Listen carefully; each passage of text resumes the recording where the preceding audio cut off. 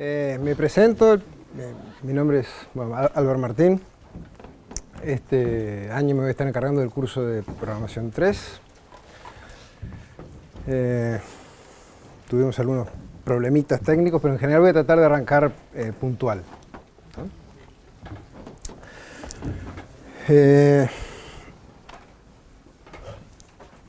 Ya les había adelantado un poco por el foro que este año hay algunos cambios. En realidad venimos de un proceso de cambios, ¿no? El año pasado ya hubo algunos, este año vamos a cambiar un poco más. Así que me gustaría que destináramos un rato ahora a charlar un poco, a comentarles, a presentar la modalidad del curso, la modalidad de trabajo, de manera que todos nos alineemos en una forma de trabajo que les vamos a proponer ahora para llevar adelante el curso este, ¿no? Una primera pieza central en este esquema de trabajo que queremos llevar adelante es el libro, ¿no? Vamos a seguir fuertemente un libro de curso, es este que tiene acá, ya lo pueden encontrar en la bibliografía del programa. Es de Kleinberg y Tardos, se llama Algorithm Design, ¿no? Es un libro que está muy bien, está hecho para enseñar algoritmos, no es un curso que presente de forma, digamos, seca el contenido per se, sino es un libro que está pensado para enseñar. Y de hecho se usa en muchas universidades, es un libro que es ameno de leer y las cosas, los temas están en general bien tratados, ¿no? Tiene, si se quiere, bueno, como muchos de los libros modernos, que puede llegar a ser una desventaja, es que está escrito en inglés, ¿tá? No hay una edición en español. De todos modos, bueno, yo supongo que el que prefiere eventualmente podrá referirse a otro libro, no hay ningún problema, o a otro material, no hay ningún problema con eso. Sí, seguramente van a tener que por lo menos ser capaces de identificar cuáles son los puntos que se están tratando en cada sección del libro, ¿tá? Porque el trabajo con un libro de texto va a ser medular en esta forma de llevar adelante el curso, ¿tá? En particular quería mostrarles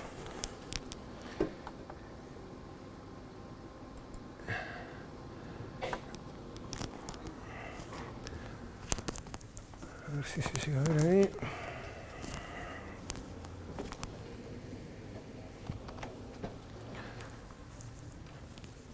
Ustedes van a encontrar, probablemente se vea muy poco, a ver si puedo.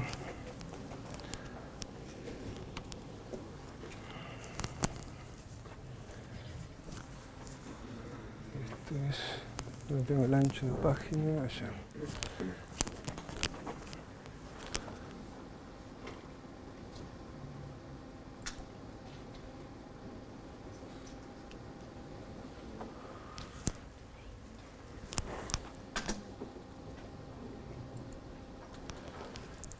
Ustedes van a encontrar en el sitio EVA, no exactamente este documento así como está, pero sí la misma información presentada en la página web. Una tabla con todos los temas del libro que vamos a tratar en el curso.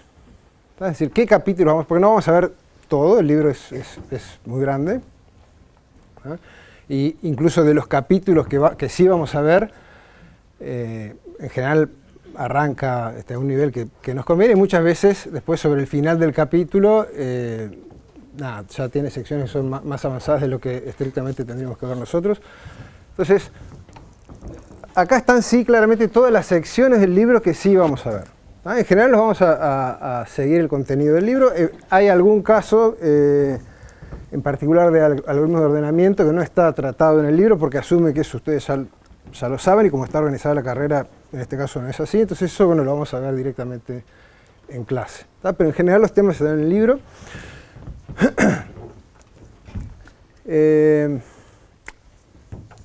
Para cada capítulo van a encontrar un porcentaje estimado de dedicación sobre el total del curso. Es decir, el capítulo 1, por ejemplo, que es lo que vamos a empezar a ver esta semana, les va a llevar aproximadamente un 8% del total. Y dentro de cada capítulo, de las secciones que sí vamos a ver, ¿tá?, van a encontrar un porcentaje relativo al capítulo de cuánto les lleva cada sección. ¿Tá?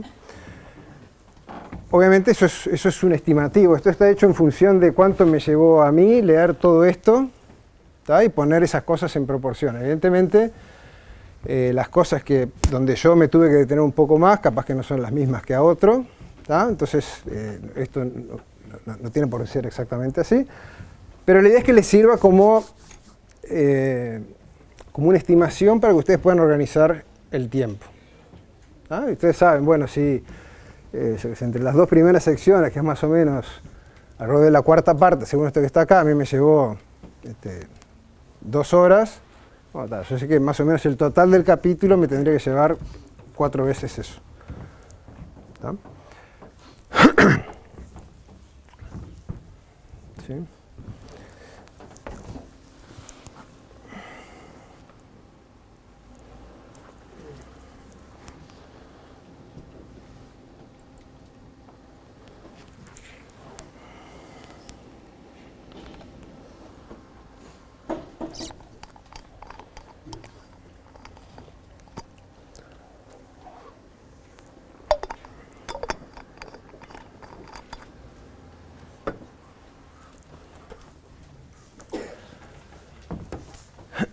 Entonces esta es una parte importante. Ahí tenemos, en función de esta dedicación que les mostré recién estimada, un cronograma de avance a lo largo del semestre por las secciones que sí vamos a tratar. Entonces ustedes van a ver que para cada semana, vamos a tratar de organizar el curso en semanas, para cada semana ustedes van a encontrar lecturas para esa semana en particular. ¿Tá? Entonces, por ejemplo, hoy, esta que es la primera semana, ustedes tendrían que estar leyendo el capítulo 1, ¿tá?, del libro.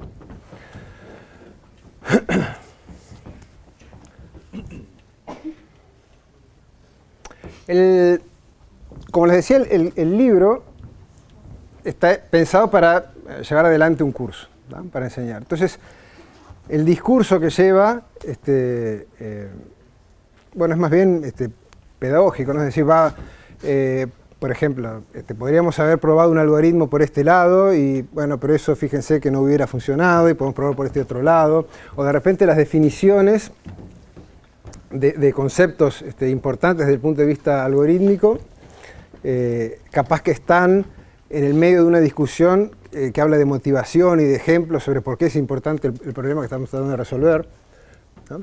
Entonces, yo lo que les recomiendo también es que mientras leen el libro, ¿tá?, también vayan tratando de rescatar de allí, haciendo una especie de síntesis de cuáles son los conceptos medulares y rescatando de ahí las partes que son de contenido central para la programación en sí, y no tanto de motivación y de ejemplos. Que igual todo lo otro es importante y está bien que lo lean, le da contexto al contenido que estamos estudiando.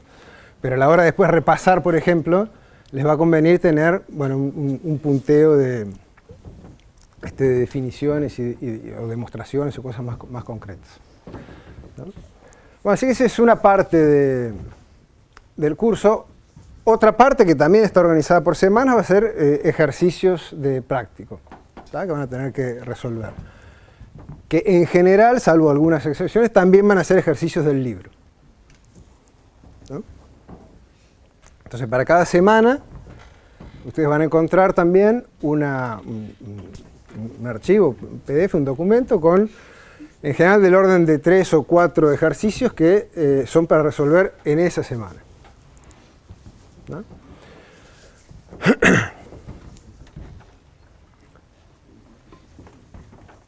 Todas estas cosas las vamos a tratar, bueno, por un lado en las clases de teoría, como estamos haciendo ahora, pero además en las clases de monitoreo, que van a ser otro punto importante en esto. Les diré que va a ser fundamental. Las clases de monitoreo son espacios que van a tener cada uno de ustedes de 1 hora por semana, con un docente que va a estar encargado de ese horario, ¿no?, donde ustedes van a poder primero consultar dudas de los ejercicios que tienen que haber resuelto la semana pasada. En cada semana nos vamos a encontrar en que, bueno, en ese punto ustedes tendrían que haber resuelto los ejercicios de la semana anterior y además tienen que empezar a trabajar, tienen que estar trabajando en los ejercicios de la semana siguiente. Y además tienen que haber leído y estudiado los contenidos de las semanas hasta ese momento y estar leyendo ya el contenido de la siguiente. Entonces, en estas clases de monitoreo es una oportunidad para que ustedes puedan, primero, bueno, si hubo un ejercicio que no les salió o tienen dudas, consultarlo en ese momento. El docente también puede controlar con ustedes, saber qué grado de avance están teniendo, revisar si las cosas que están haciendo están bien. Traten en general de chequear eso, es decir, de no quedarse con, bueno, me salió o lo hice y capaz que en realidad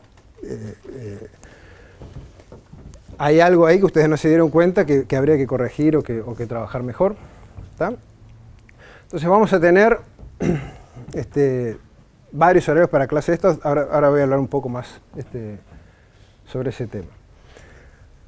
En ese espacio, en esas clases de monitoreo, también los docentes podrán no sé, darle sugerencias para los ejercicios de la semana que viene, y puede ser también un espacio para trabajar ahí mismo. De repente, si no hay dudas de la semana pasada y ya quieren empezar a trabajar en los ejercicios de esta semana en concreto, bueno, se puede resolver los ejercicios ahí en clase y de repente se presta para discutir algún ejercicio en el pizarrón. Uno lo hizo de una forma, otro lo hizo de otra forma, poner en común diferentes alternativas. Es un espacio para discutir los temas que van tratando en cada semana y que todos se enriquezcan con los aportes de los demás, de los docentes y de ustedes mismos, ¿no? Con respecto a la evaluación, bueno, en algunos de estos monitoreos vamos a tener lo que llamamos controles de monitoreo, que básicamente es una evaluación escrita, ¿no? Va a haber 4 de esos controles de monitoreo y cada uno de esos vale 3 puntos, ¿no? La idea es que en estas evaluaciones escritas, que son de 1 hora, es decir, son bien concretas, bien cortitas, es chequear el grado de avance hasta ese momento, ¿no? ¿Qué pueden encontrar en esas pruebas? Bueno, básicamente ejercicios de las semanas anteriores. Ustedes van a encontrar además en la página web en qué semanas vamos a tener cada uno de los 4 controles de monitoreo, así que ya pueden ir organizando su tiempo y qué temas van para cada control de monitoreo. En general van a ser ejercicios de semanas 2 hacia atrás, es decir, que ya tuvieron la oportunidad de consultar eventualmente dudas en la clase de monitoreo anterior, ¿no? Y temas de teórico hasta la semana anterior. Entonces puede haber preguntas de la parte teórica, puede haber ejercicios para resolver.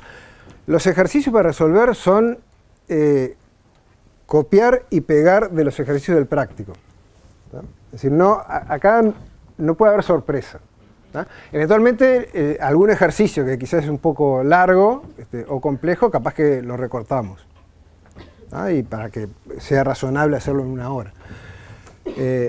Pero la idea es que si ustedes van siguiendo el curso semanalmente, como nosotros les vamos a estar proponiendo, acá no les puede ir mal, ¿está? Si tienen alguna pregunta, me quieren parar y preguntar algo, adelante. ¿Cuándo van a hacer las clases de monitoreo? Las clases de monitoreo empiezan la semana que viene, en un horario que todavía tenemos que resolver la asignación a cada uno en el correr de esta semana, ¿tá? De eso ahora voy a hablar un poquito más adelante.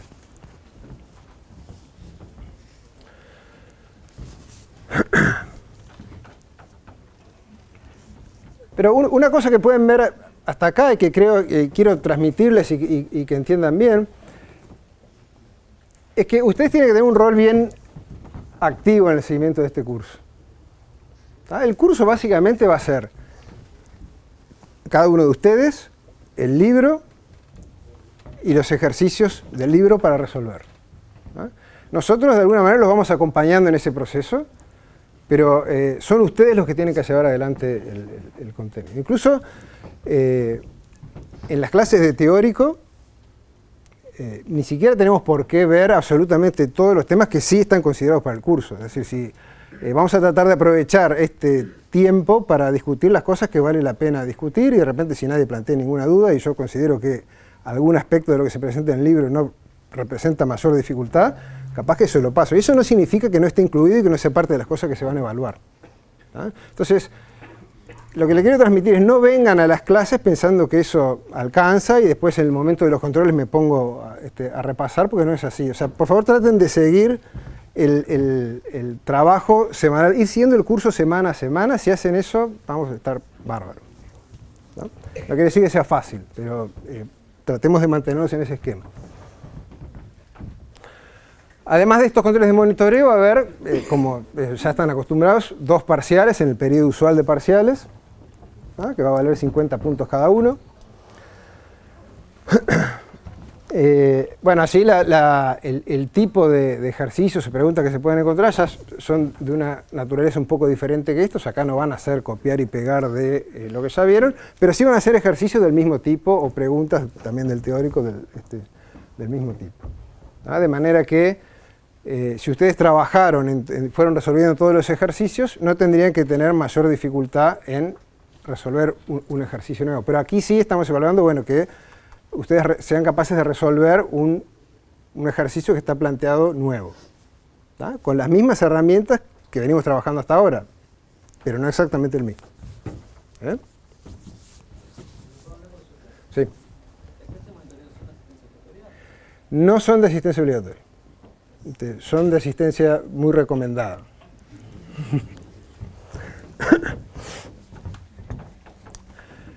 Y bueno, y la última pata de todo este esquema es un laboratorio de programación que se resuelve individualmente, ¿no? En general, eso calculo que lo presentaremos sobre la mitad del semestre, ¿no? Va a ser de programación seguramente en C, C++. Y la idea es que sea una tarea relativamente chica, ¿tá? Una sola, o en principio una sola, que tenemos planificado es una sola. Y es una oportunidad para llevar a la práctica, a la programación concreta, algunas de las cosas que vamos a ver en el curso, ¿no? Pero no va a ser, de hecho, la parte central. Ustedes van a ver que el nombre de programación 3 es un poco mentiroso en realidad. Más que un curso de programación, es un curso de algoritmos. Ahora vamos a ir viendo un poco más eso.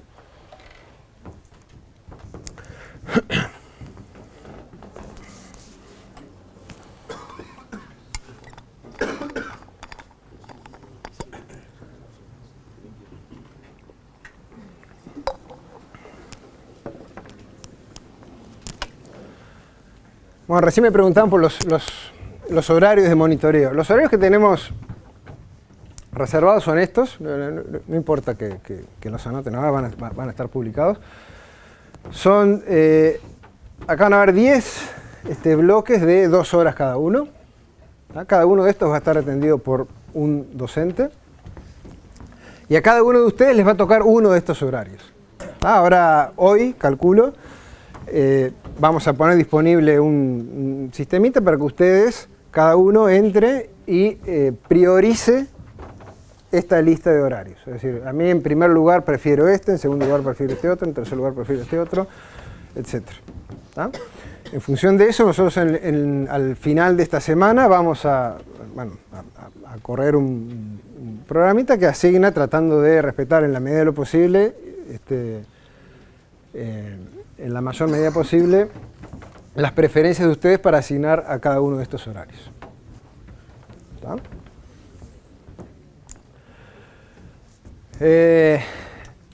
Yo les dije que los monitoreos en realidad son de 1 hora y estos bloques son de 2 horas.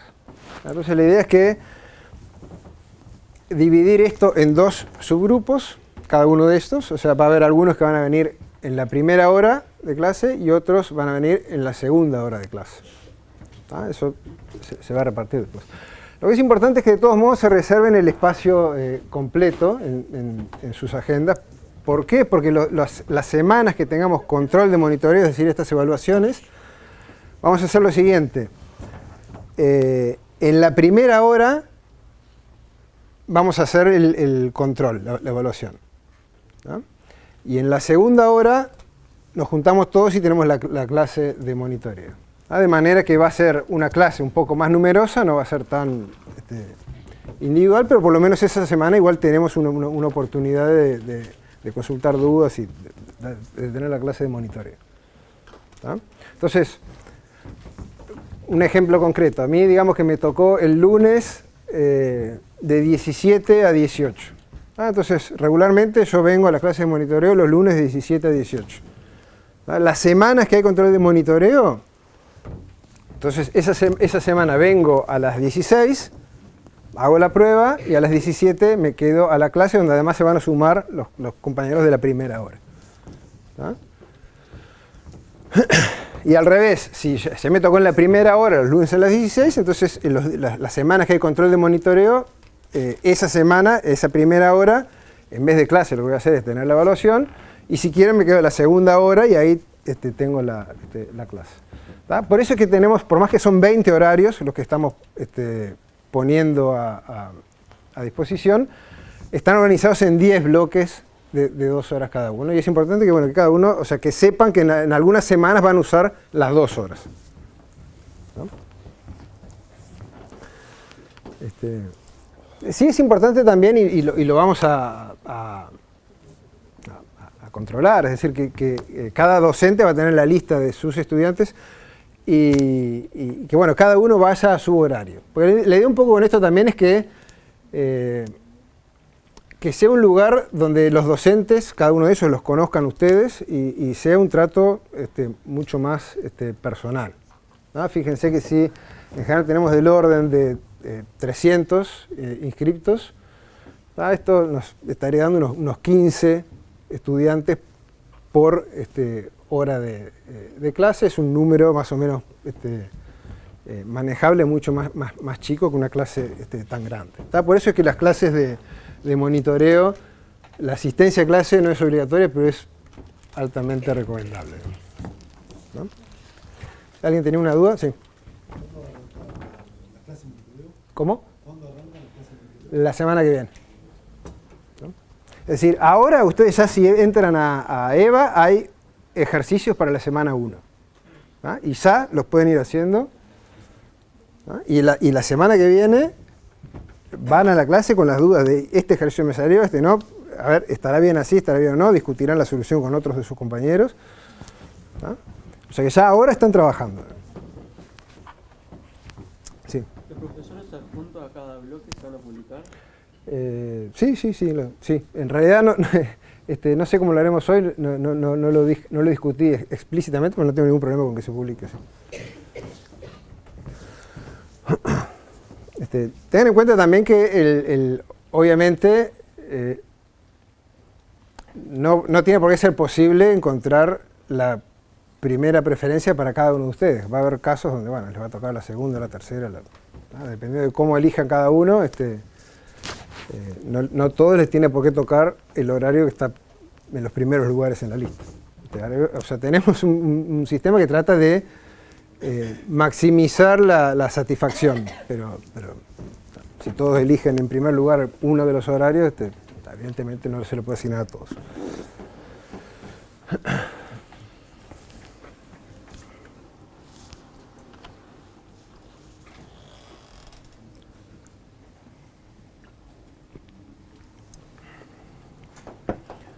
Entonces, bueno, después de todo esto, hay 2 posibilidades, o bueno, 3 posibilidades. Una es que no se apruebe, pero esperemos que eso no ocurra. Puede haber o exoneración, que esperamos que es lo que haga la mayoría, o aprobación, ¿no? Para exonerar, entonces ustedes les tiene que ir, en cualquiera de los casos les tiene que ir bien en los 3 tipos de evaluación, ¿no? Para exonerar, tienen que tener, de los 12 puntos que hay en los controles de monitoreo, tienen que tener por lo menos 7. ¿No?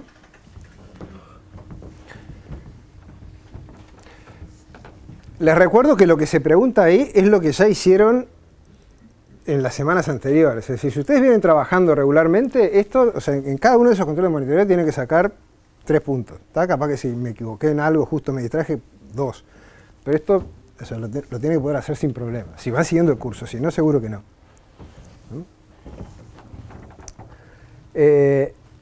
Y para exonerarlo, además tienen que juntar 60 puntos en total, entre parciales y controles de monitoreo. ¿No? O sea que hay en juego un total de 112 puntos, ¿tá? Y con 60 exoneran. ¿No?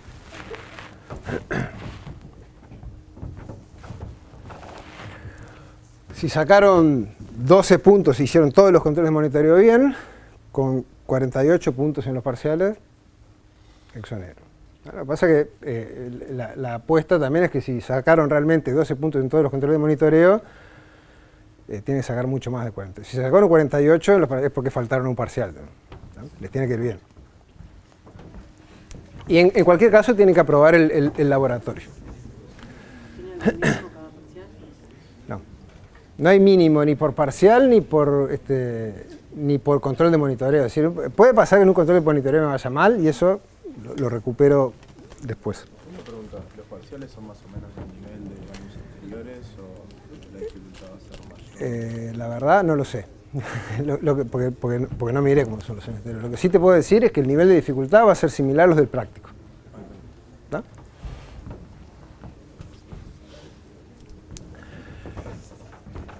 Si no llegamos acá, que esperemos que eso no ocurra, lo que puede pasar es que aprueben. Para eso hace falta tener como mínimo 5 puntos en los controles de monitoreo. Es decir, en el entendido de que ustedes lo que están haciendo en esos controles son básicamente repetir las cosas que ya vieron, digamos, como mínimo, si van siguiendo el curso, tendría que obtener 5 puntos en total de los 12, menos de la mitad. ¿Tá? Y tiene que sumar 25 puntos en total de vuelta entre parciales y controles de monitoreo. ¿Estamos bien?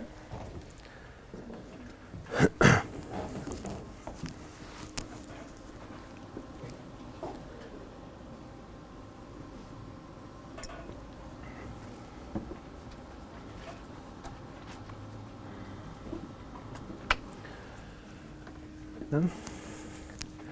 Bueno, así que pasando en limpio, este es el primer algoritmo que van a ver, es el de los más sencillos que vamos a ver, que es el algoritmo para aprobar programación 3. ¿No?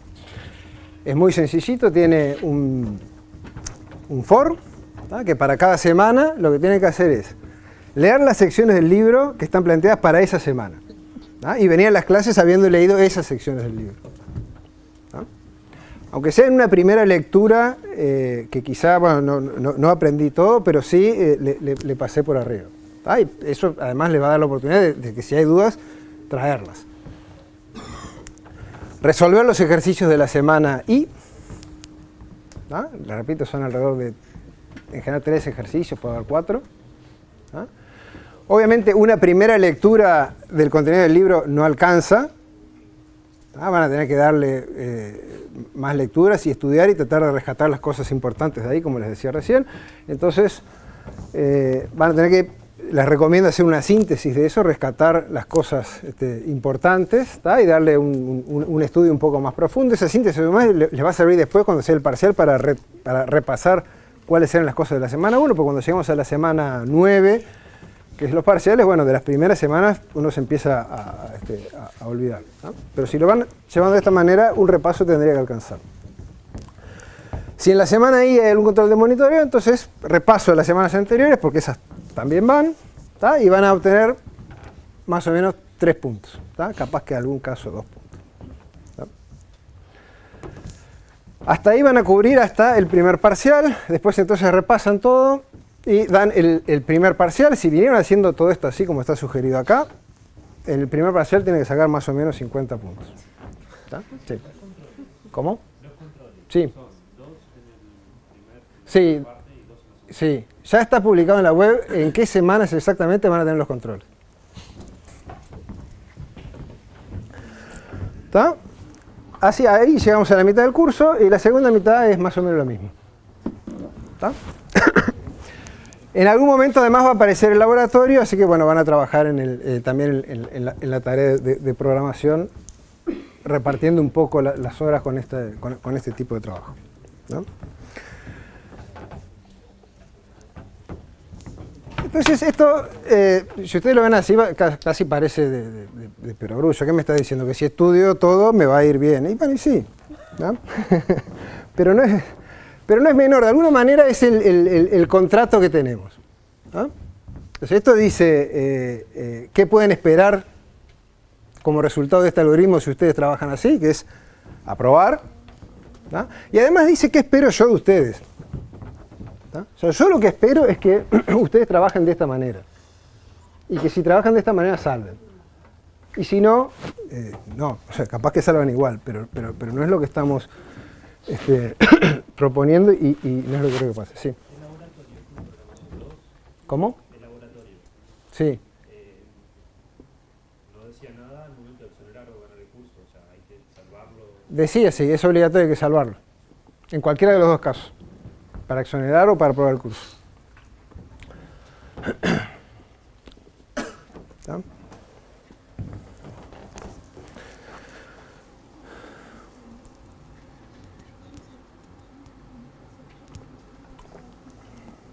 Entonces, algunas consideraciones más sobre esto.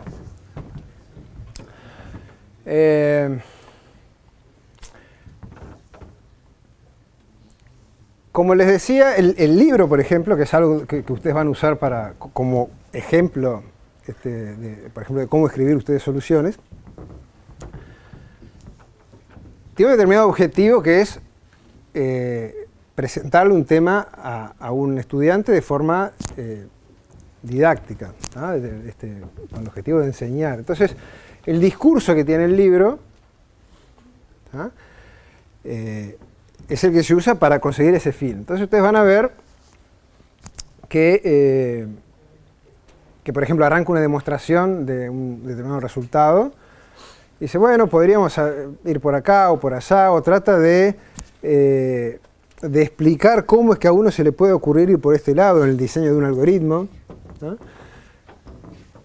Evidentemente no es lo que tienen que hacer ustedes. Ustedes cuando vayan a escribir una solución de un ejercicio, ustedes tienen que seguir otro discurso que tiene que ser mucho más directo, ¿tá? Pero perfectamente claro, ¿tá? Y tengan en cuenta que a su vez el discurso que seguimos nosotros, los docentes, cuando explicamos en clase, de repente es algo que uno está haciendo en el pizarrón y complementa la parte oral con lo que está escribiendo, y lo que queda escrito no es necesariamente lo que uno espera como una solución completa para algo. Entonces, tengan en cuenta que cada uno de nosotros, el libro, los docentes cuando explicamos y ustedes cuando escriben soluciones, sobre todo cuando hacen una evaluación, tenemos discursos diferentes que tienen objetivos diferentes, ¿tá? En particular, lo que me interesa resaltar es que cuando ustedes escriban una solución, traten de ser perfectamente explícitos y claros con lo que escriben, y que no haya lugar a dudas. El objetivo del discurso que siguen ustedes es convencernos a nosotros de que ustedes saben perfectamente el tema que estamos preguntando. ¿Sí? Entonces, en ese sentido, les recomiendo también escribir, tomarse el trabajo de escribir todas las soluciones de los ejercicios y hacerlo bien. Entonces, tomarse el trabajo de escribirlo haciendo de cuenta que, bueno, yo estoy escribiendo esto para que alguien lo lea, no solo porque para yo convencerme de que lo entendí. ¿Está bien? ¿Por qué? Bueno, por dos razones. En primer lugar, lo que quiero decir es, no se conformen con esto sale por acá. A veces pasa, uno lee una propuesta de un ejercicio, y dice, esto, hago esto y aquello y sale, ¿no? En primer lugar, me ha pasado muchas veces, y es normal que pase, y seguro que les va a pasar a ustedes también, que ustedes esto, y cuando lo vas a escribir no sale así tan fácil, ¿no? Cuando uno va a pasar en limpio, escribir en papel blanco sobre negro una solución, ahí de repente saltan cosas que en la cabeza, en el aire, no tenías en cuenta, ¿no? Entonces, tómense el trabajo de escribir las cosas claramente, ¿tá? Y además, porque cuando sea la evaluación de los monitoreos, si ustedes ya escribieron una solución, ya se tomaron el trabajo no solo de pensar cómo se soluciona el ejercicio, sino de pensar cómo escribirlo, y que sea eso, y que sea claro, entonces obviamente eso va a ser mucho más fácil. ¿tá? O sea, lo que tendría que tratar de evitar es en el momento, esto yo sabía cómo salía, pero cómo lo escribo, y borro y vuelvo, y porque me doy cuenta, y que ese tipo de cosas empiecen a surgir cuando ustedes están haciendo una evaluación y no cuando están estudiando en su casa.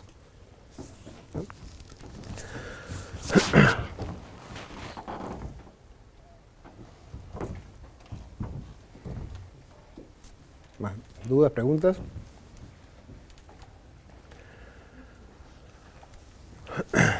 Bueno, entonces quiero, para terminar con esto, resaltar de vuelta el rol que tiene que tener cada uno.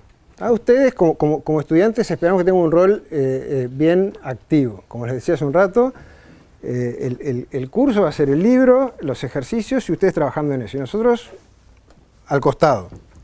El rol nuestro más bien va a ser, bueno, de plantearles qué temas son los que hay que estudiar, de generar espacios para discutir, para que planteen dudas, enfatizar los puntos que vale la pena enfatizar, de repente resaltar, miren acá, esto tengan en cuenta esto, o esto que en el libro está planteado así, se puede plantear así, o ese tipo de discusión. Lo repito, no necesariamente todo lo que sí va para las evaluaciones y que está en el curso, que está en el libro, lo vamos a traer acá a la clase. Es decir, es fundamental que ustedes realmente lean el contenido y hagan los ejercicios y que sean ustedes los que están llevando adelante el curso y que nos usen a nosotros para lograr ese objetivo. ¿no?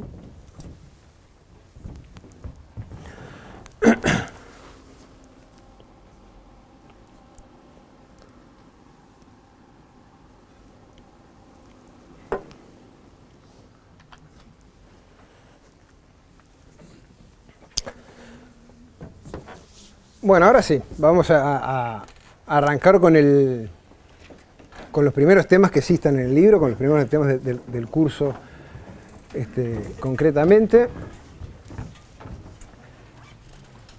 Vamos a arrancar con un problema, estudiar un problema y un algoritmo para solucionar un determinado problema, ¿no? Que se conoce como el problema de stable matching o de emparejamiento estable. Y es un problema que está bueno como disparador del curso porque van a ver que trae a cuento varios puntos que son importantes para el curso. Entonces, ¿cómo se plantea el problema este? Una pregunta. Sí. ¿Va a estar eso disponible en el EVA? Sí, esto no tengo problema en subirlo en el EVA. Van a ver que en realidad no les sirve para mucho esto. ¿no? O sea,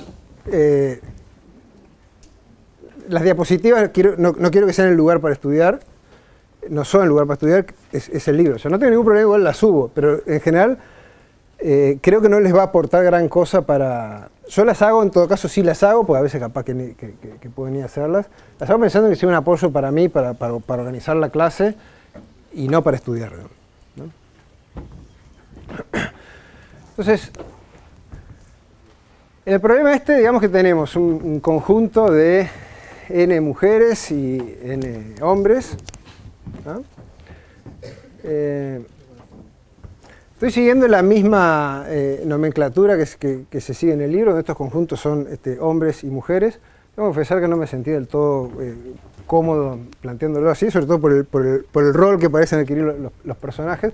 Pero el tipo de problema se puede plantear de otras formas.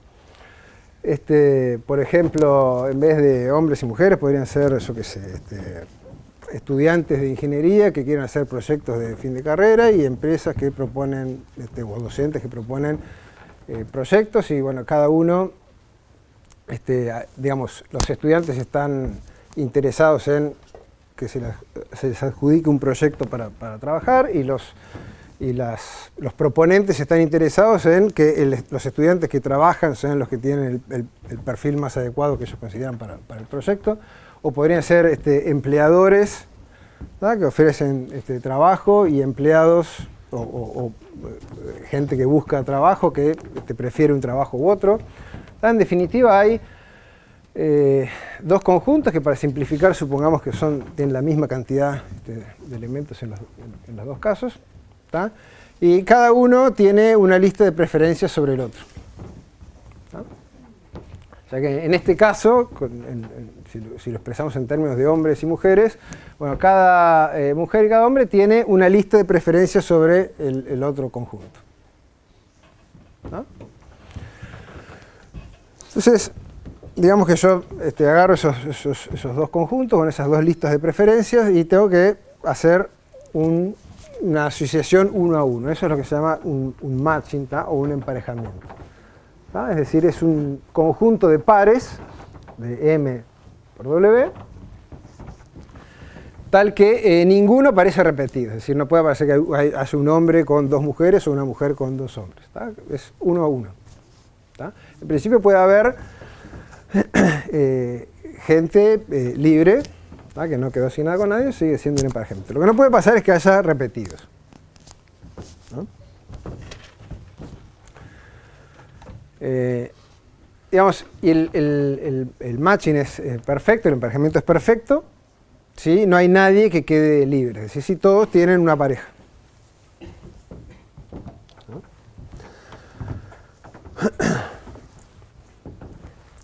Y lo que nos interesa buscar en realidad es un emparejamiento estable, un stable matching. ¿Verdad? Que es un emparejamiento que es perfecto, es decir, que todos tienen sus parejas. ¿Verdad? No hay ninguno que esté dos veces. Y además además no hay ninguna inestabilidad, es decir, ningún par que fue asignado MW, o ningún par MW, que se prefieren entre sí a sus respectivas parejas. Es decir, no puede pasar que haya un M que está en pareja con un W' y un W que está en pareja con un M', tal que cada uno se miran y dice, yo prefiero, y entonces dejan a sus parejas y se van juntos. Ese es un emparejamiento inestable. ¿No? Entonces, básicamente lo que uno quisiera es, tengo estas dos listas de preferencias y corro algún algoritmo que asigna parejas de forma tal que cuando eso se publica, se establece, todo el mundo está conforme. ¿No? O al menos no tiene ningún cambio obvio para hacer que repercute en una cadena de yo me voy con este se va con aquel, etcétera, etcétera, etcétera, y esa solución inicial termina cambiando. O sea, la propia definición del emparejamiento hace que eso se quede estable, que se quede quieto. ¿Está bien?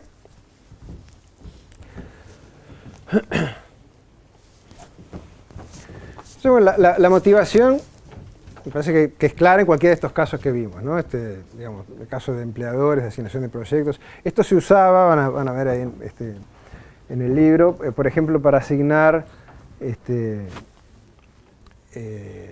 pasantes, estudiantes para trabajar en hospitales, por ejemplo. Entonces los hospitales querían contratar gente que vaya a hacer sus pasantías ahí, los estudiantes de medicina tenían preferencias sobre los hospitales, porque decían, bueno, este me queda más cerca, este me queda más lejos, este me gusta más por X motivo, etc. Y había que hacer un matching justamente. Entonces, ese tipo de situaciones aparece muy comúnmente y ha dado pie a muchos estudios, y de hecho Shapley junto con otro, Roth, ganaron un premio Nobel de Economía justamente por sus estudios de este tipo de problemas, no solo por el algoritmo este. Entonces este es el algoritmo de Gale-Shapley que soluciona esto. En términos de hombres y mujeres, como decíamos recién, el algoritmo es este. Inicialmente marco todos como libres. ¿No? Y después ejecuto el siguiente ciclo. Mientras haya algún hombre que esté libre, es decir, que no está en pareja con nadie, y que además no haya propuesto formar pareja a todas las mujeres, entonces lo que hago es tomo ese hombre, uno, cualquiera, me fijo de las mujeres a las cuales le propuso formar pareja, me fijo la de mayor preferencia a la que todavía no se le ha propuesto, y trato de formar esa pareja con esa mujer W. Entonces, si W está libre, entonces formo la pareja, y si no, W lo que hace es fija si M lo prefiere a su actual pareja. Si lo prefiere, formamos esa nueva pareja y dejamos libre a su pareja anterior, ¿tá? Y si no, si W prefiere quedarse con la pareja que tiene asignada hasta este momento, se queda con esa pareja y M sigue libre, ¿tá? Y sigo iterando hasta que en algún momento esto para y tengo un emparejamiento estable, y esa es la solución del problema. ¿Está bien? ¿Alguna duda?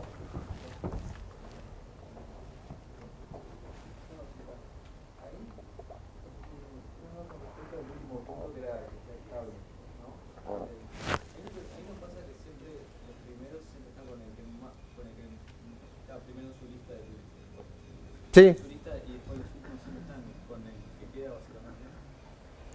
No necesariamente, porque en algún momento otro hombre después en la lista le puede proponer pareja a una mujer que en principio ya estaba asignada, y la mujer, si lo prefiere, puede decidir cambiar. Entonces esto genera cambios en el medio, digamos. Fíjate en este if de acá, ¿tá? Si W prefiere, cuando M, yo tomo M, que puede estar último en la lista, pero si esta mujer W prefiere a M, se va a quedar con M y va a dejar a su pareja actual. Y ahí otro hombre pasa a estar en la lista de libre. ¿Más dudas? Sí.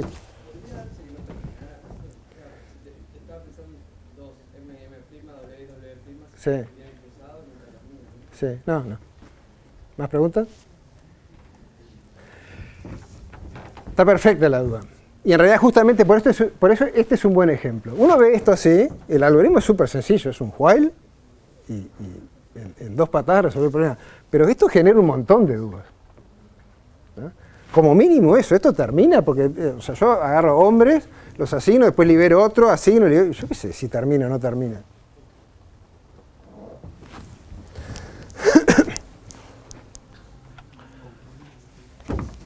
Y muchas preguntas más. Ponle que termine. Esto, lo que produce al final es un emparejamiento, es decir, cada hombre está con una mujer y no más de una y viceversa. Y ponele que sí sea un emparejamiento. Bueno, pero es perfecto, o sea, todos quedan en pareja. Depende de la cantidad de hombres que Capaz, vamos a ver. Y ponele que sí, pero ponele que no, que no depende, que es perfecto. Pero es estable al final, o sea, lo que termina pasando ahí es que esto me da un emparejamiento estable. Que cuando termino nadie se quiere ir con otro y todo queda así quieto. ¿No? Más aún, si se fijan en el algoritmo, ni siquiera está completamente determinado. Dice, bueno, si existe un hombre, agarro un hombre, cualquiera, y hago cosas. Y el resultado de esto, siempre, ponele que digamos, bueno, a veces puedo encontrar un emparejamiento y es estable, etcétera, etcétera. Depende de en qué orden hago esto, capaz que a veces sí, a veces no.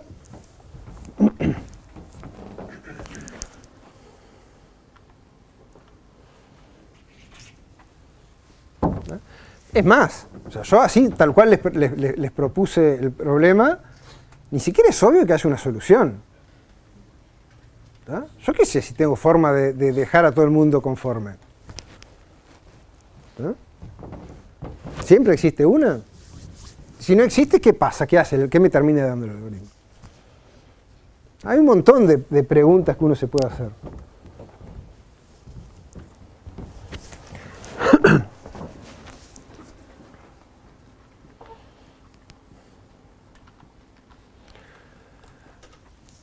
Entonces les decía que este es un buen ejemplo porque justamente sirve para ilustrar muy bien cuáles son los objetivos del curso. ¿No?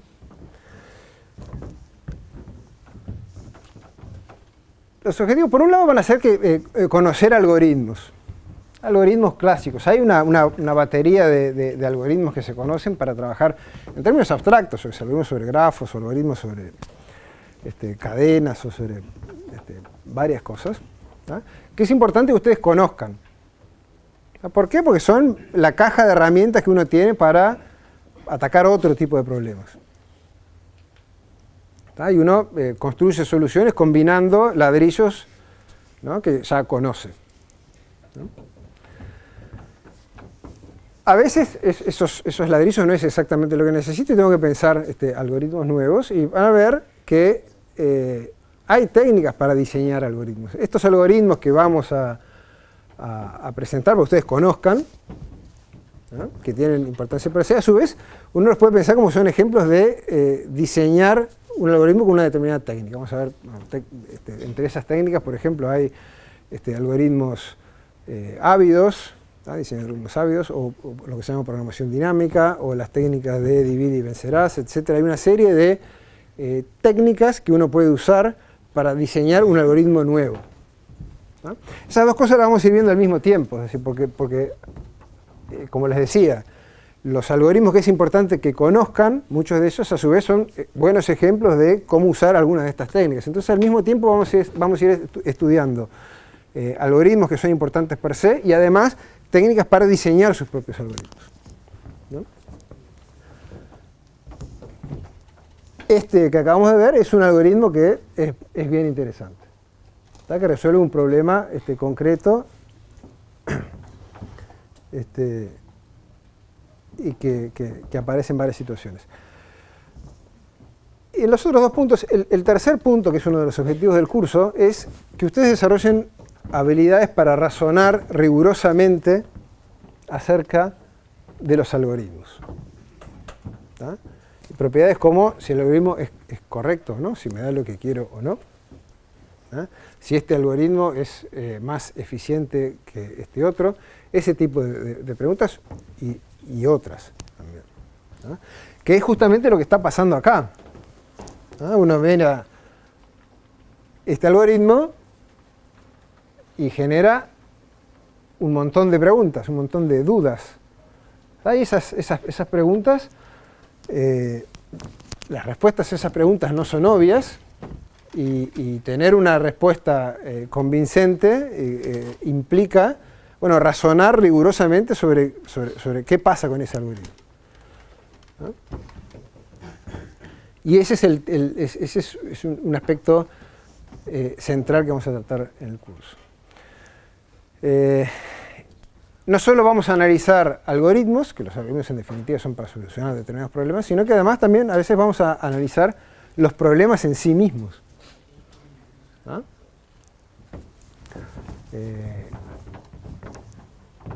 Por ejemplo, digamos que yo quiero ordenar una lista de números, ¿no? Entonces yo puedo pensar un algoritmo, hay varios algoritmos para tomar una lista de números desordenados y ordenarlos, ¿no? Hay varios. ¿Cuál es mejor que cuál? El tiempo de ejecución de esos algoritmos. ¿Cómo se comparan entre sí? ¿No? Digamos que tengo... a ver, ¿conocen algoritmos de ordenamiento? ¿Cuánto... ustedes ya saben de programación 2, analizar más o menos el tiempo asintótico de ejecución de un algoritmo. Entonces, si tengo n números, ¿cuánto tiempo me lleva un algoritmo de ordenamiento aplicado a esa lista de n números? Del orden de ¿cuántas operaciones? ¿Cuánto? N log n. O sea, tengo... Entonces, si tenés un algoritmo que te lleva n log n para ordenar una lista, vos estás contento, ¿no? Ese algoritmo es eficiente. Pero la pregunta es, ¿y no hay otro mejor? ¿Se puede hacer más rápido que n log n?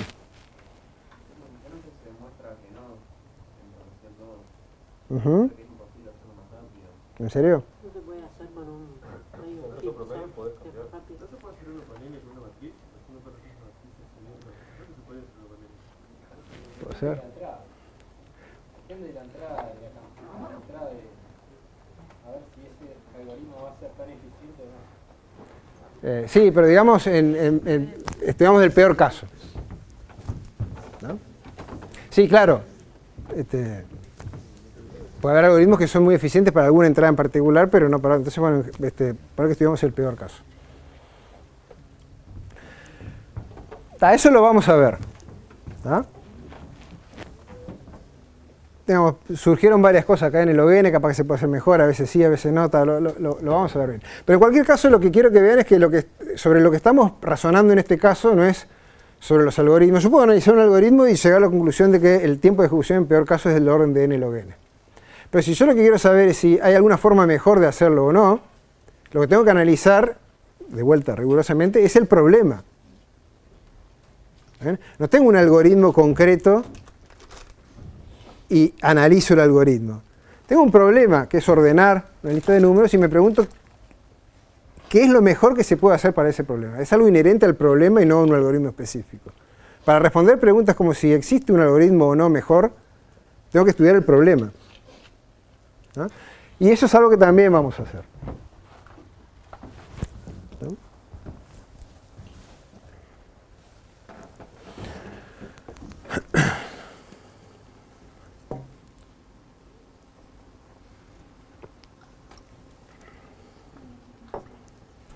Entonces, como les decía,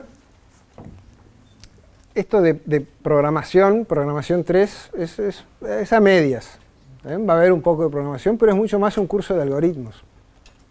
Lo que nos va a importar más que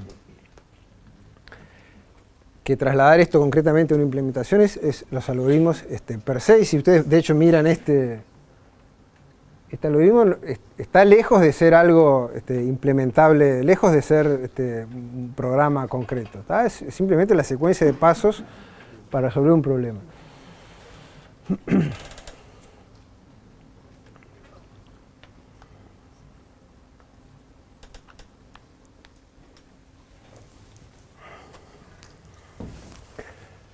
Entonces, bueno, estos últimos dos puntos que hablaban de razonar rigurosamente sobre o los algoritmos o sobre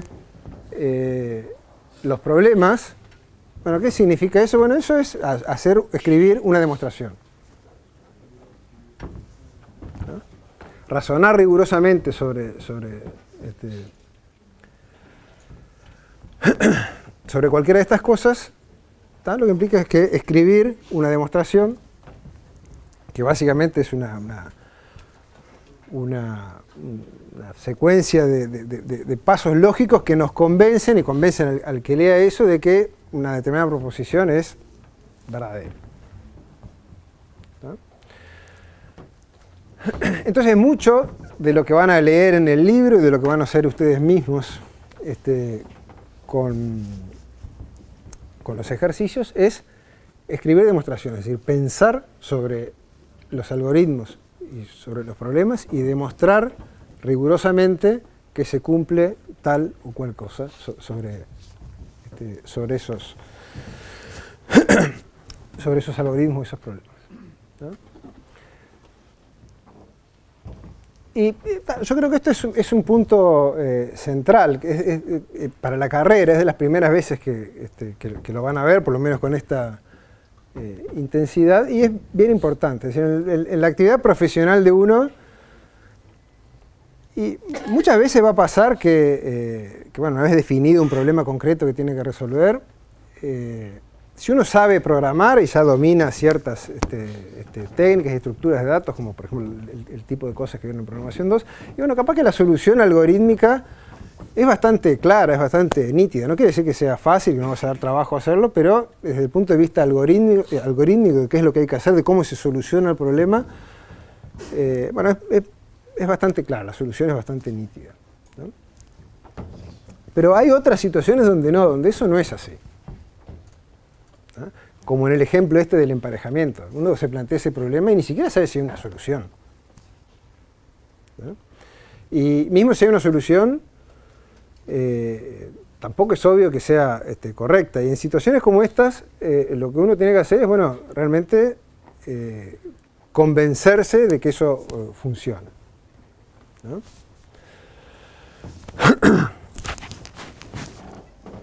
Así que yo creo que por lo menos a mí el tipo de cosas que vamos a estudiar me resultan de lo más interesantes y creo que es de las cosas más desafiantes y lindas que se van a encontrar en la carrera. Así que realmente espero que aprovechemos el curso y que nosotros podamos ayudarlos para aprovecharlo de la mejor manera. Entonces,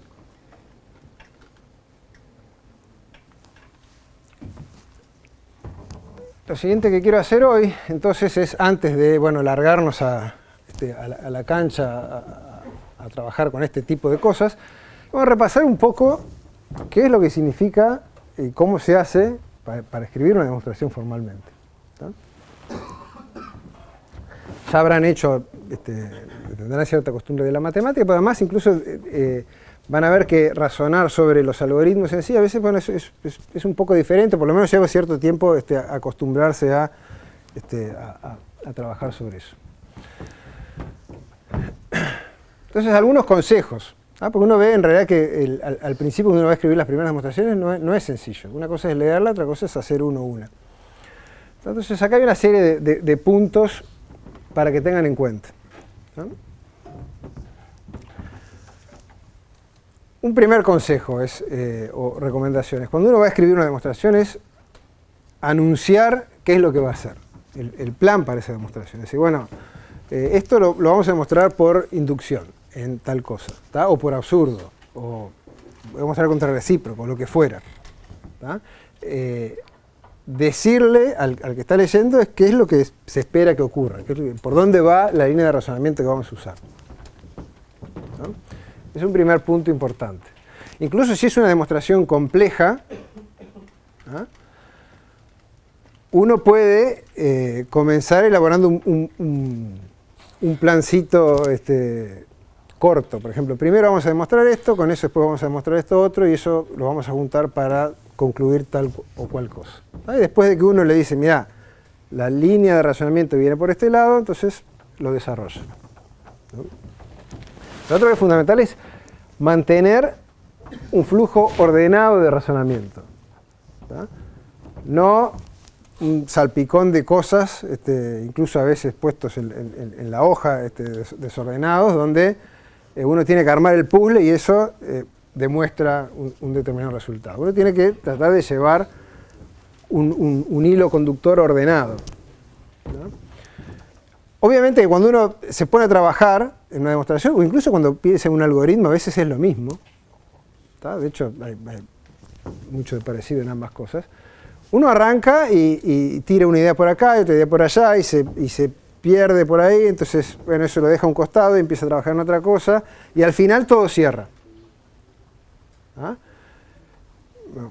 Eso está bien, es la forma natural en que van surgiendo las ideas, pero bueno, una vez que uno hace eso, lo que conviene después pasar en limpio eso y ordenar las ideas, pensar cómo presentarlas una tras de otra para que la cosa tenga un hilo conductor fluido.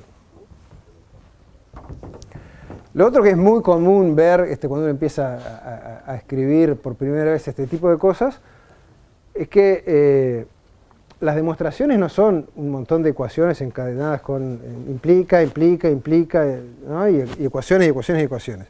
La demostración es un texto, es algo que convence al que lee eso de que una determinada proposición es cierta. Entonces las demostraciones se escriben. ¿No? No se puede poner un montón de ecuaciones sueltas y entenderlo. ¿No? Por más que si hago el esfuerzo capaz que lo puedo entender. ¿No? Sí. ¿Qué es respecto al lenguaje que usamos? O sea, ¿es un lenguaje natural más que uno formal? Es que lo que pasa es que el lenguaje natural no tiene por qué ser menos formal que poner las ecuaciones. ¿Tá? Eso es lo otro que pongo acá. No abusar de los símbolos matemáticos. ¿Ven? Está bien, el existe y el para todo, pero eso se usa en algunas cosas, en algunas situaciones particulares cuando ayuda. ¿Tá? Pero en general, si uno empieza a escribir todo, las proposiciones con este tipo de lenguaje, uno termina con, existe, para todo X existe un Y, tal que para todo Z, el cardinal, y cuando querés acordar, hay una tira ininteligible de símbolos que te lleva media hora a tratar de entender qué es lo que está diciendo ahí. Cuando en realidad si escribís una frase, dice lo mismo, no es menos riguroso, o por lo menos si la escribís bien no es necesariamente menos riguroso, está diciendo lo mismo y es mucho más claro. Y ustedes lo van a ver cuando leen el libro y las demostraciones que hay en el libro y las demostraciones que puede haber en un artículo científico sobre computación, las demostraciones no se escriben llenas de chirimbolos. Los hay en algún momento, en alguna situación puntual, pero son un texto que te convence de que lo que está diciendo ahí es cierto, de que un teorema es cierto. ¿Sí? Y una cosa no es más rigurosa que la otra. Justamente por eso quería reparar en esto. Hay cierta preconcepto de que escribir de esta manera es más formal. No necesariamente. Sí, dice lo mismo. Es cierto que puedes, con texto, escribir cosas que son ambiguas o que no son claras, pero bueno, hay que escribirlo bien. Pero es mejor escribir, también puedes tener errores cuando escribís de esta forma.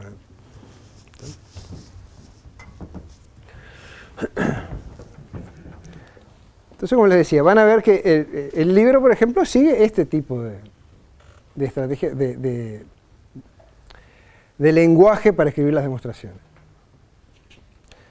Como les decía también más temprano, el libro también persigue un rol mucho más didáctico, entonces en las demostraciones a veces explaya mucho más de lo estrictamente necesario, porque dice, bueno, podríamos hacer esto, fíjense la motivación para esto lo pienso así, así, etcétera, etcétera, y de repente una demostración que lleva 3 líneas en el libro está presentado de forma más extensa. Ustedes cuando escriben las soluciones, háganlo en 3 líneas, pero 3 líneas perfectamente claras.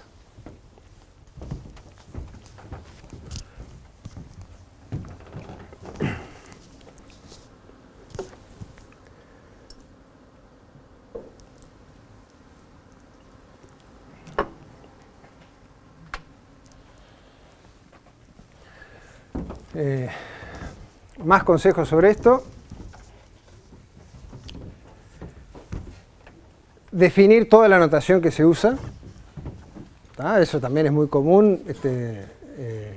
Uno empieza a escribir y empieza a usar el N y el M y el P ¿quiénes son N y M y P? Entonces, decirlo.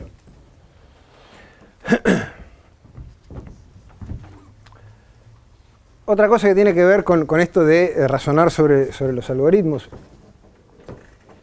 En muchos casos vamos a tener que, como justamente estamos escribiendo una demostración sobre un algoritmo, vamos a tener que referirnos a determinados pasos en ese algoritmo. Entonces lo que conviene hacer es cuando uno escribe el algoritmo, o bien numerar los pasos, como estaba hecho en el ejemplo que les mostré recién, o si lo que ustedes escriban en papel, etiquetarlos de alguna manera para poder referirse a ellos.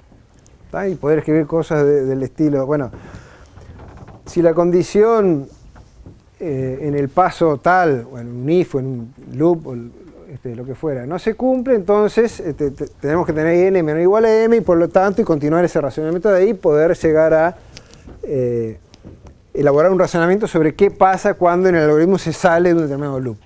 Para eso conviene tener una forma clara de referirse a los algoritmos. Si las demostraciones son complejas, creo que en general son relativamente manejables, pero si son complejas conviene separar o aislar esto en resultados auxiliares. Es el mismo tipo de cosas que hacen cuando hacen un diseño modular de los sistemas y abstraen subrutinas o lo que fuera. Bueno, esto es lo mismo. Uno puede decir, bueno, primero voy a probar esto como un resultado auxiliar y después lo uso en una demostración un poco más compleja. Es lo mismo. Cuando escribo una demostración, acuérdense de rematarla, es decir, de terminar diciendo claramente cómo se concluye. No que vengo con una determinada cantidad de pasos, y cuando llegué a todos los ingredientes que necesito para probar lo que quiero, se acabó. Y queda del lado del lector juntar las piezas del puzzle para, sí, está bien. La demostración. No, entonces uno termina diciendo, bueno, como con esto que probamos acá y esto que probamos allá, entonces concluimos esto de acá. ¿No?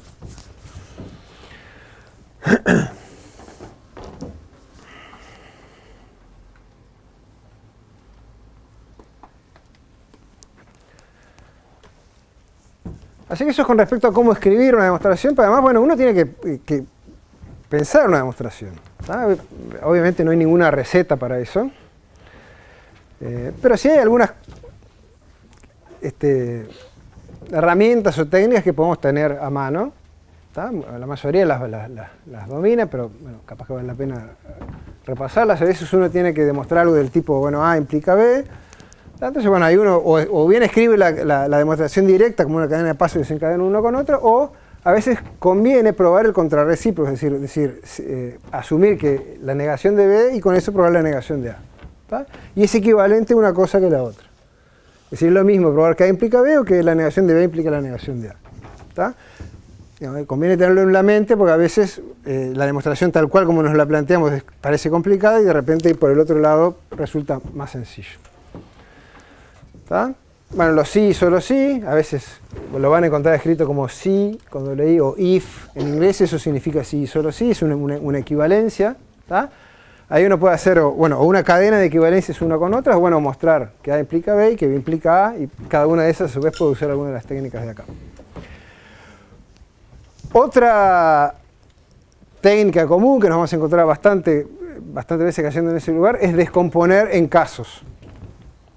¿Tá? Es decir, bueno, digamos, ejemplo, si tenemos el caso que n es igual a m, entonces tal y cual cosa hay un razonamiento con eso.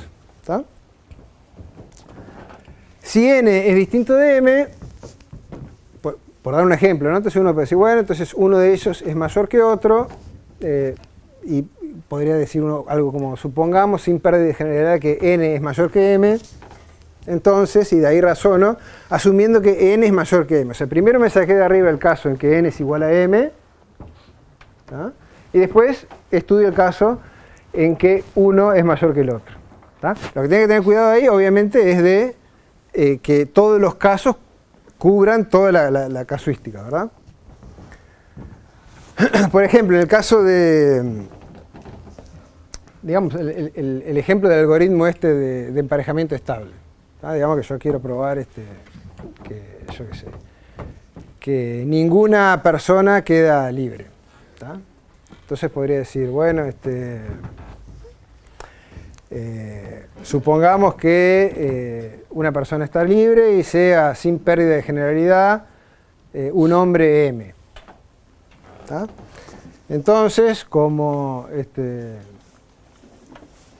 si hay un hombre libre, acá lo voy a agarrar en la siguiente iteración del ciclo, lo voy a emparejar con alguien. ¿Tá? ¿Ven algún problema en ese tipo de razonamiento?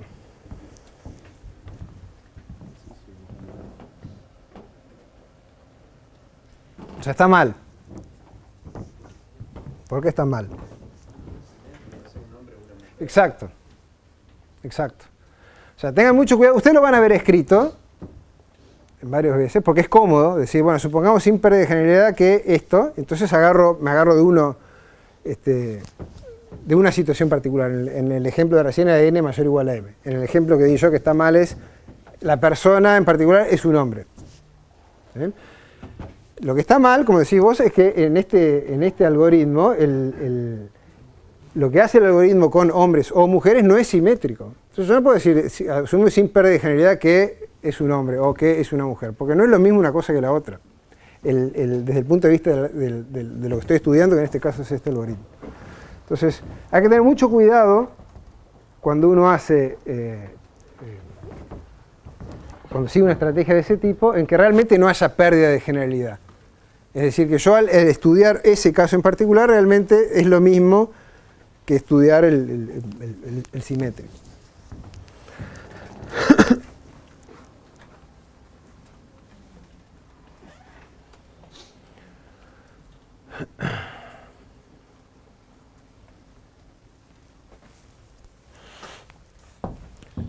Otra técnica que vamos a usar muchísimo, surge muy naturalmente, es una demostración por absurdo, es decir, uno asume que la proposición es falsa, entonces razona sobre eso y llega a algo contradictorio, entonces dice, bueno, esta contradicción viene de asumir aquello que está mal, así que la proposición tiene que ser verdadera.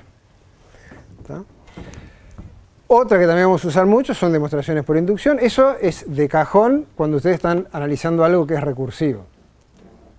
¿Ah? Ustedes tienen un algoritmo recursivo, una estructura que está definida inductivamente. Casi seguramente cualquier demostración que quieran hacer sobre eso va a ser por inducción. ¿Ah? Entonces, si ustedes ven, se encuentran en una situación de esa, bueno, primera idea, vayan para allá. ¿Ah? Pero no solo, muchas veces para otro tipo de cosas también, por ejemplo en loops, ¿ah? Un while que va avanzando y haciendo cosas como el que vimos recién, y uno puede, bueno, hacer una prueba por inducción y la cantidad de iteraciones del loop, por ejemplo. Si, bueno, asumimos que en todas las iteraciones hasta este momento algo se cumple, entonces asumir que en la siguiente iteración también se cumple. ¿No?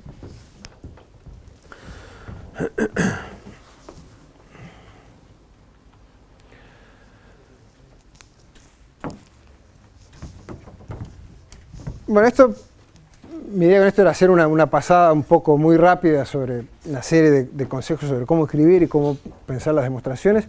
Si quieren una lectura un poco más cuidadosa, una referencia para esto es este libro. Es un libro que está muy bien. No es de algoritmos en particular, o sea, no es un curso para el libro este.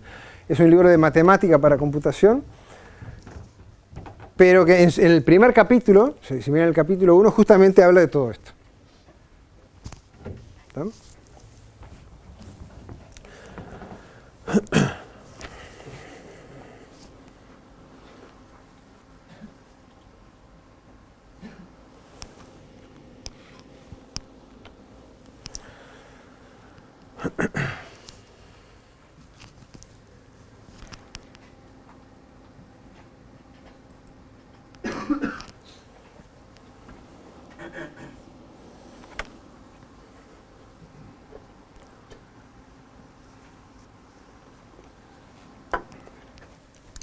Bueno, entonces, volviendo al problema del emparejamiento estable, presentamos un algoritmo que, si lo piensan, básicamente era una especie de simulación de la vida misma, es decir, uno arranca con un emparejamiento y el algoritmo lo que hace es simular los movimientos de cambios de pareja, tipo este se va con aquel, este se va con aquella, etcétera, hasta que en algún momento para, si es que para, pues todas esas cosas no las analizamos. ¿Ah? Y tenemos que empezar a pensar sobre eso. Lo que vamos a hacer ahora es ver una demo, un ejemplo del algoritmo andando. Esto la editorial del libro tiene unas diapositivas que están publicadas y las pueden buscar en internet, están disponibles, y esta demo está sacada de ahí, ¿no? En este caso, en vez de entre hombres y mujeres, lo que está planteado es entre pasantes que van a ir a trabajar en un hospital y hospitales. Es decir, tenemos una lista de 5 hospitales, son Atlanta, Boston, Chicago, Detroit y El Paso, y una lista de 5 personas que quieren trabajar, hacer una pasantía, una estancia en esos hospitales. Entonces, esta es la lista de preferencias de los hospitales, y los hospitales miran el perfil de cada uno de los postulantes y deciden, bueno, yo en primer lugar preferiría a Wayne, esto dice Atlanta, en segundo lugar a Val, tercero Yolanda, Zeus, Xavier, ¿no? Cada hospital mira los perfiles de los candidatos y hace una lista de preferencias, y los estudiantes, a su vez, que quieren ir a hacer una pasantía en esos hospitales, también miran en función de, no sé, lo que más le atraiga de cada uno de ellos y los prioriza. Si Val dice, bueno, yo en primer lugar preferiría en El Paso porque me queda al lado de mi casa, en segundo lugar Atlanta, Boston, etcétera, etcétera, etcétera. ¿No? Entonces, bueno, queremos hacer el emparejamiento. ¿Cómo funciona el algoritmo? Bueno, ¿se acuerdan que el primer paso era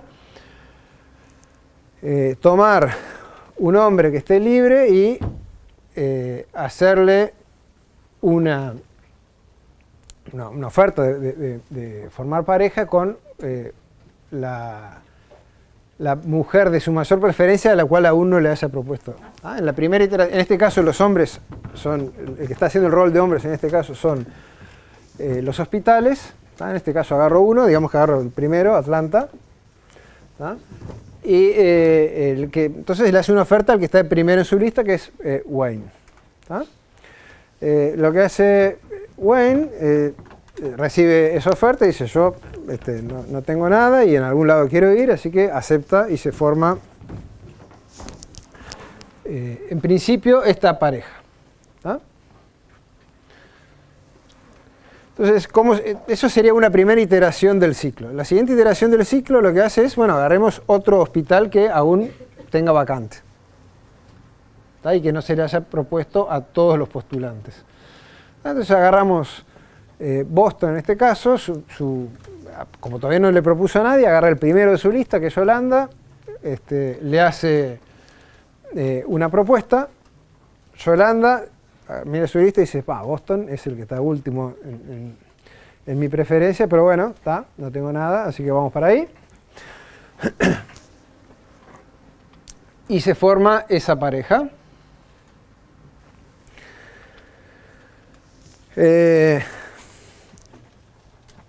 Siguiente iteración, agarro el siguiente hospital que tenga vacantes, que en este caso es Chicago, y todavía no le propuso a nadie, así que agarra el primero de su lista, que en este caso es Wayne, y le hace una propuesta. En este caso ahora la situación es un poco diferente porque Wayne ya estaba asignado con Atlanta, porque para Atlanta era el primero de su lista. ¿Tá? Pero Wayne agarra y dice, Chicago, mirá qué bien, Chicago era el primero de mi lista, así que agarra y le dice a Atlanta, chau, me voy para Chicago. Entonces Atlanta ahora quedó libre, ¿tá? Porque ahora tiene una vacante porque ya no tiene a nadie para contratar. ¿Tá? Vamos marcando acá en gris los que ya le hizo una propuesta y que en algún momento formaron una pareja, pero ahora se liberó. ¿Tá? Entonces tomamos el siguiente, tomamos alguno libre. En este caso digamos que los voy tomando siempre el primero libre que encuentro de arriba hacia abajo. ¿Tá? Podría agarrar cualquiera, el algoritmo no lo especifica.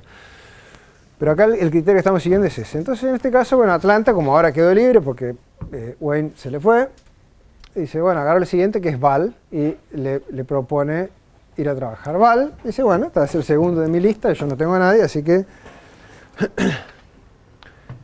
acepta la oferta y se forma esa pareja. Así que hasta ahora tenemos 3. Agarramos, los 3 primeros hospitales ya tienen a alguien asignado. Así que el siguiente libre es Detroit. Detroit, el primero de su lista es Val, le propone. Val mira la oferta de Detroit y dice, no, yo ya estoy en Atlanta, que en mi lista de preferencias está antes, así que me quedo donde estoy. ¿No? Así que Detroit tacha a Val de su lista y sigue para adelante y le hace una propuesta a Yolanda. Yolanda mira la oferta y, a diferencia de Val, dice, no, Detroit está antes en mi lista que Boston, que es lo que tengo hasta ahora, así que se cambia. Así que hasta ahora tenemos 3 parejas, pero ahora Boston quedó libre, le propone a Wayne, que es el siguiente de su lista. Wayne mira y dice, no gracias, ya estoy con mi preferido, así que sigo. Le propone al tercero, que es Val. Val dice, no, muchas gracias, yo ya tengo uno que me queda mejor, así que sigue. Y le propone al cuarto, Xavier. Xavier dice, sí, a mí hasta ahora nadie me había ofrecido nada, así que allá va con Boston, que además resulta ser el primero de su lista. Y así que ahora tenemos 4 parejas formadas, después de todas estas iteraciones. Y agarramos el último hospital que nos queda libre, que es El Paso, que todavía no le ofreció nada a nadie. Se le propone a Wayne, pero Wayne dice, no, vos sos el último de mi lista. Así que sigue. Le propone a Yolanda. Yolanda sí prefiere El Paso, así que lo cambia. Y eso deja a Detroit libre, que le propone ahora el siguiente de su lista, que es Xavier. Xavier dice, no, gracias. Sigue proponiéndole a Wayne. Wayne le dice también, no, gracias. Finalmente, Detroit le propone a Zeus, y Zeus, que todavía no ha recibido ninguna oferta de nadie, acepta. Y ahí están todos los hospitales con alguien asignado. Entonces, si recuerdan la condición que se chequea en el loop, en el ciclo, decía, mientras haya hombres libres, que en este caso es mientras haya hospitales libres que aún no se le hayan propuesto a todo el mundo, bueno, en este caso la condición se debe cumplir. Ya tengo todos los hospitales asignados, entonces ahí paro.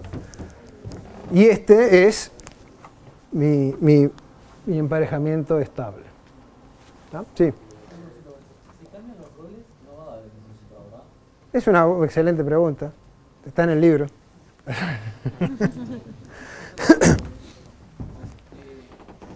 en lugar, ahí exige que todos tengan, o sea, que la lista completa haya sido elegida en orden. No funciona en el caso de tal, yo te los tres que más quiero, pero esto me da igual. Exacto, sí. Uno después puede pensar otras variantes de este problema. Acá estamos trabajando con una versión, si querés, simplista en algún sentido, que decir, bueno, tengo la misma cantidad de uno y del otro conjunto, todos expresan preferencia por todos los demás y además la preferencia es estricta, es decir, no hay nadie dice, bueno, a mí me da lo mismo, o sea, yo elijo estos tres, después el resto me da todo no. O sea, cada uno elige estrictamente una relación de orden entre todos los del otro conjunto. ¿Está? Podrían pensarse variantes, pero tal cual está planteado el problema es así. ¿Está? Y bueno, si ustedes se ponen a pensar, van a ver que efectivamente este emparejamiento es estable, todo el mundo está contento. ¿Está? O sea, contento, por lo menos no tiene con este emparejamiento ninguna posibilidad de hacer un cambio que lo favorezca. O sea, Detroit no sé si está muy contento porque terminó con el último que estaba en su lista, pero en definitiva Zeus no va a aceptar cambiar porque él se quedó, en definitiva no hay otro que prefiera hacer algún cambio que termine favoreciendo a Detroit. ¿No? Porque eso implicaría, bueno, cambiar con Zeus y Zeus algún otro que prefiera Detroit y eso no hay. Todos los otros prefieren lo que tienen antes que irse con Detroit. ¿Sí? ¿Está? Entonces, bueno, ilustra cómo funciona. Bueno, decía, es una especie de simulación de las cosas se empiezan a mover hasta que al final en algún momento los zapallos se acomodan y ahí decimos, bueno, esto es el emparejamiento estable. ¿Está? Quedaron un montón de preguntas planteadas sobre, bueno, más allá de que yo ahora lo seguí y lo entiendo y me parece que funciona, si esto realmente funciona. ¿Está? Y otro tipo de discusiones que también son importantes, como la que hacían recién de, esto da lo mismo si lo corro del lado de los hombres o del lado de las mujeres. Da lo mismo si hago los hombres los elijo en cualquier orden. ¿Qué tipo de soluciones me está dando esto? ¿No? Entonces esas cosas las van a encontrar en el libro. Yo diría de ahora parar acá y el jueves empezar justamente a repasar todas estas cosas. ¿No?